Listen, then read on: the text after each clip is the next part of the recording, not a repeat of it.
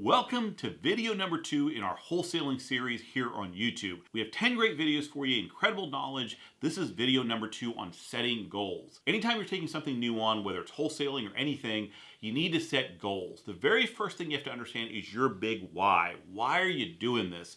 Simon Sinek wrote a great book on this. If you want some more information, go get his book. But really, what's your motivation? Why are you doing this? Is it a big motivation like you want financial freedom, you want to be taking care of your family, maybe your parents, your kids? Is it something that you eventually want to have money to help other people? Is it just you want to be able to enjoy your life? You want safety and security? Look, I've met all different types of people who have been successful in all different fields, and their motivation always is a little bit different, but it tends to fall into one of those categories. So understand your big why, do some work to really figure it out, and once you know that, it'll guide you through these tough times. Because what happens, anytime you're taking on a journey, even in wholesaling, you're going to have certain things that are going to come really easy and you're going to make quick progress, but you're going to struggle with other areas. And we can't predict, every person is different, which area they're going to struggle with. But you need to know your big why, because that'll pull you through. When you're having trouble, you're having tough times, things aren't going your way, you always remember why you're doing this, and it'll give you the motivation to keep going and get to the finish line and be successful in this thing called wholesaling. Now, to me, one of the goals we should all have is what I call the Holy Grail. Basically, it's having time freedom as well as money freedom. It's being able to do what you want with who you want when you want.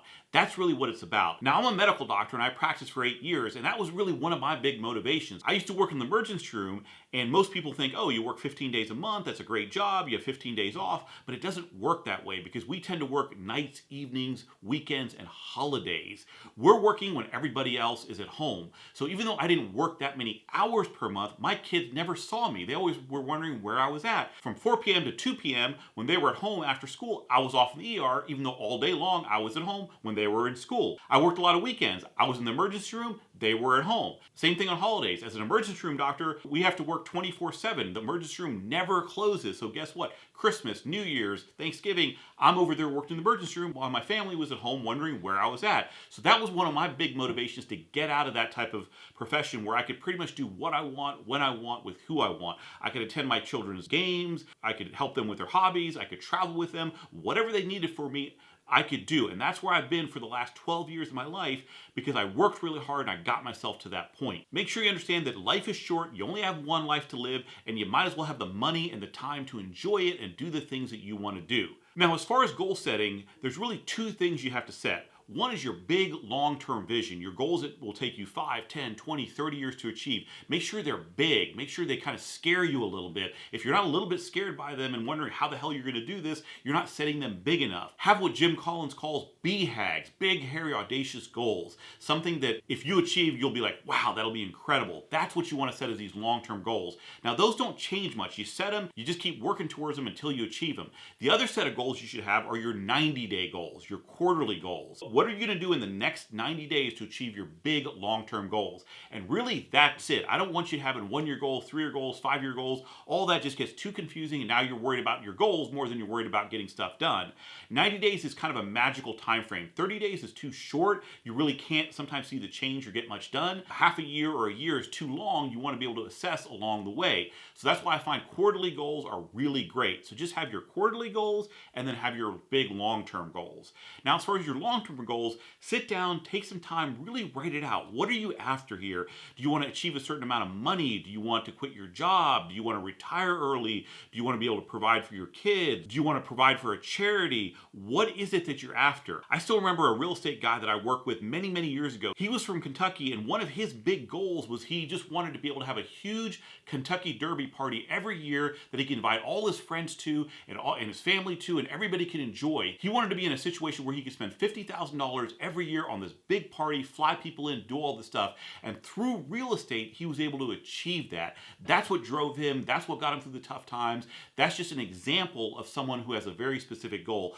So really think about it. Write these things down on your piece of paper and understand why are you doing this and what's important to you. Next, you want to do a self-evaluation. You want to kind of lay the foundation. How many hours a week do you have to work at this? Do you still have a full-time job that you need to attend to? Do you have capital you can invest? What's your experience level? You got to kind of know where do you stand right now and then start improving those things. If you don't have any capital, start with wholesaling, which doesn't require capital. You can have a goal of building a certain amount of capital so you can start doing rehabs and maybe commercial real estate. If you don't have time, then try to figure out a way to either get a different job or reserve certain amounts of time that you can do this. Remember, there's 168 hours in every week. Even if you take out 8 hours a night for sleeping, that still leaves you over 100 hours a week to work on stuff. Even if you have a full-time job, you should be able to find time to work on real estate. The beauty of real estate is something you can do on a part-time basis. As you develop and grow, then you'll eventually get to a point where you can do it full-time and make even more money.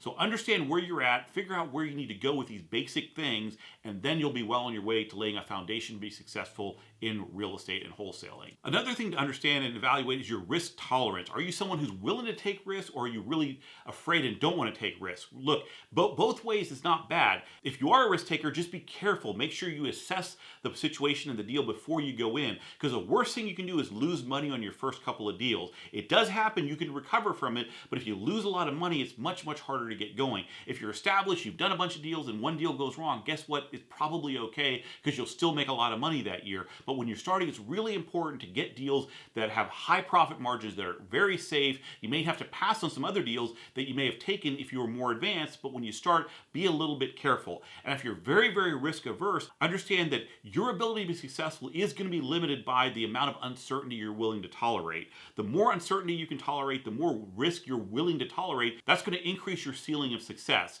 So either way you are, just understand that, work on it, and position yourself in the correct way so you will be successful in this business long term. The next area you want to evaluate is your team.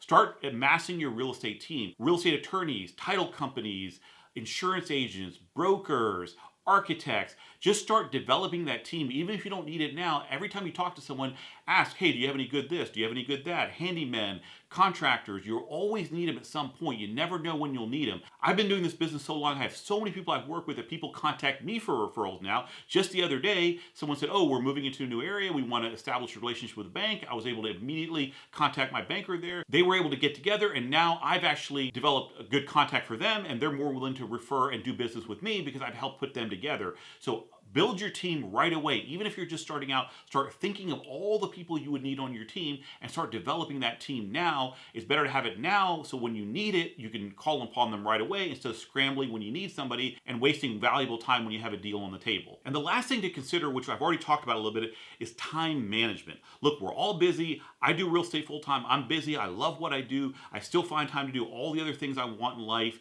but assess your time properly. When I was working in the emergency room, I didn't have that much time, yet I was able to still learn about real estate, launch my real estate career, and get it to a point where I didn't have to work in the emergency room anymore. I still remember that day. It was October 2009 when I walked out of my last shift in the emergency room, and I never went back in again, except as a patient once since then.